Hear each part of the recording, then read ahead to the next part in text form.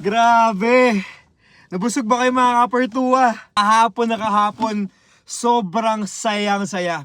Kung matutukoy ko ano nangyari kahapon, memorable. Thank you so much for joining us yesterday sa ating pag-celebrate ng TikTok Brand Anniversary Day. Ang saya-saya talaga ng pagsasama natin. Thank you so much sa pag-check out kahapon and sana nakuha niyo yung mga pinamigay namin ng mga freebies na sticker, mga key holder at syempre mga banding natin. So thank you so much mga kapertuwa sa pag-tune in yesterday. Ayun nga mga kapertuwa, ngayon na 1 year tayo. Syempre naman, alam nyo naman yan, palagi pa rin, tuloy-tuloy pa rin yung growth natin. Yung mga products natin, lalong mag-develop, lalong mag-grow. Yung mga katanungan ninyo, lahat po yan sasagutin natin. Hindi tayo titigil sa pagsaserve po sa inyo. Mas maraming host this year, mas marami tayong papamigay, mas marami tayong gagawin activities, and syempre guys, tuloy-tuloy lang yung growth. Actually, excited na mga kapertuwa sa mga susunod na campaign natin ng mga videos kasi grabe talaga mga kapertuwa. Next level na to. Next level yung mangyayari dito.